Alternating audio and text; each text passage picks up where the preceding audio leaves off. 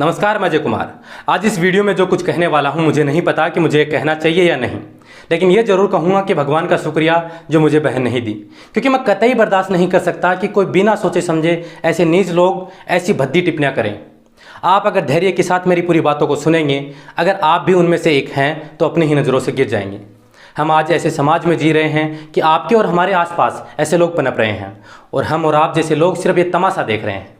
मैं बात कर रहा हूं जामिया कोऑर्डिनेशन कमेटी की, जो सोशल मीडिया इंचार्ज है, एमफिल की छात्रा है सफूरा जरगर की। दिल्ली पुलिस ने हाल ही में उसे गिरफ्तार किया।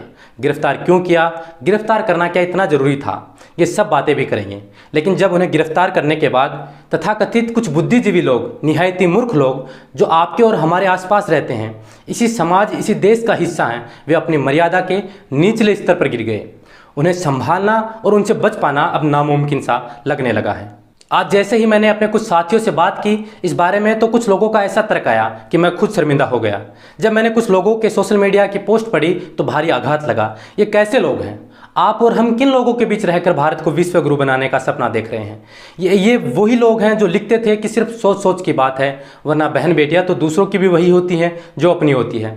और आज वही लोग नीचता की हदों को इस कदर पार करते जा रहे हैं। क्या पता क्या क्या लिख रहे हैं। महिलाओं की इज्जत न करने वाले सारे लोग ये वही लोग हैं जो नित्यानंद, आसाराम, राम रहीम आदि को गुरु मानते हैं। किसी की बेटी, बहन, माँ के बारे में इतनी घटिया सोच वही लोग रखते होंगे जो अपनी माँ बहन का कभी सम्मान नहीं देते हैं या सम्मान नहीं करते हैं। मुझ में और मेरे संस्कारों में इतना साहस नहीं है कि मैं आपको उनकी टिप्पणियां बता सकूं। फिर हमारी बात किसी को बुरी लगे तो लगे, क्षमा करना, लेकिन यही आज की सच्चाई है कि ये लोग आपके और आपके परिवार के कभी नहीं हो सकते। आज सफूरा थी, कल आपके ही परिवार का कोई और हो सकता है। आज जब मैं एक साथी से बात कर रहा था, मैं उसे बार बार एहसास करवाता रहता था कि भगवान ने मुझे तो बहन नहीं दी, लेकिन तेरी बहन भी मेरी बहन जैसी है। आज उसका गला भराया। वह कुछ नहीं कर सकता, मेरे पास भी करने को कुछ नहीं है, लेकिन हम सोच तो सकते हैं कि हम किन राक्षसों के बीच रह रहे हैं। सफूरा जेल में है, वह प्रेग्नेंट है, उसकी गलती है। हाँ, दोबारा सुनिए, मैंने गलती का जिक्र किया है, वरना हमारा लोकतंत्र बोलने की आज़ादी तो देता है। उसने के वर्तमान सरकार से विचार नहीं मिलते, वह असहमत है, उनके खिलाफ वह बोलती है, और यही गलती उसे भारी पड़ रही है कि ट्विटर, फेसबुक जैसे सोशल मीडिया पर उसे ट्रोल किया जा रहा है। उसके गर्भ में कल कोई भी बच्चा जन्म लेगा, वह जरूर याद रखेगा कि उसका जन्म लोकतंत्र में नहीं हुआ, क्योंकि उस बच्चे को कुछ लोग नाजायज कह रहे हैं। अब आपको समझाता हूँ कि आखिर ऐसा क्यों हो रहा है। सफूरा जरगर दिल्ली की जामिया मिलिया इस्लामिया की PhD स्कॉलर है। उम्र 27 वर्ष। इस वक्त तिहाड़ जेल में है। दिल्ली पुलिस ने एंटी टेरर एक्ट यानी अनलॉफुल एक्टिविटी प्रिवेंशन एक्ट के तहत उन पर केस दर्ज किया है। सफूरा पर आरोप लगा कि नॉर्थ ईस्ट दिल्ली में फरवरी के दिनों हिंसा हुई थी, उसमें उनका हाथ था। उन्हें एक साजिशकर्ता के तौर पर देखा जा रहा है। इन सब के बीच में एक बात सामने आई कि सफूरा 2 महीने से प्रेग्नेंट है। सोशल मीडिया के धुरंधरों को मसाला मिल गया और वे लोग शुरू हो गए अपनी जांच पड़ताल करने में। सफूरा की गिरफ्तारी 10 अप्रैल को हुई। उन पर आरोप लगा कि फरवरी में जाफराबाद मेट्रो स्टेशन के नीचे जो नागरिकता संशोधन एक्ट CAA के खिलाफ हुए प्रदर्शन को उन्होंने लीड किया।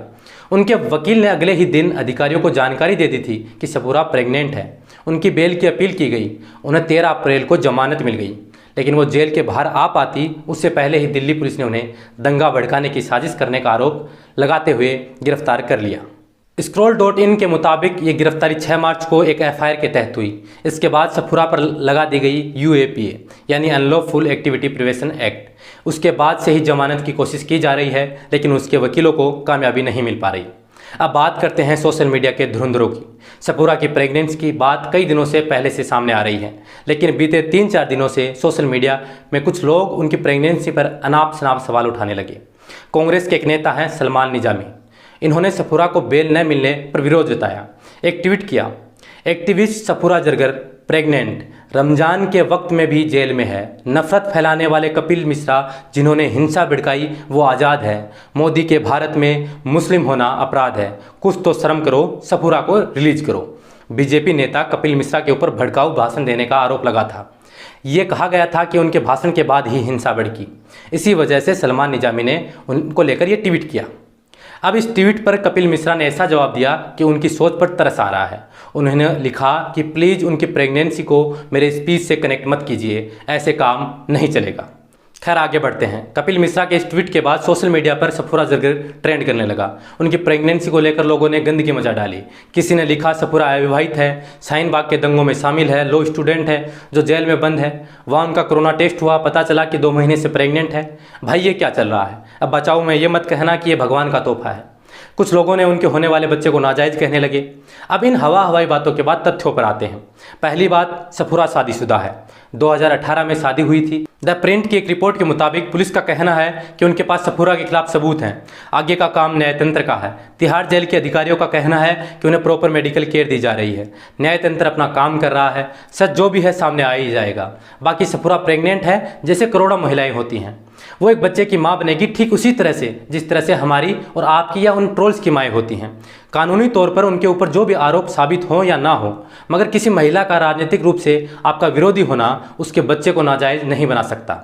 दुनिया में किसी भी बच्चे के जन्म को या फिर सहमति से बने किसी यौन संबंध को नाजायज़ नहीं कहा जा सकता। इसलिए आप सभी दर्शकों से अपील है कि ऐसे लोग जो समाज में गंदगी फैला रहे हैं उन लोगों से सावधान रहें।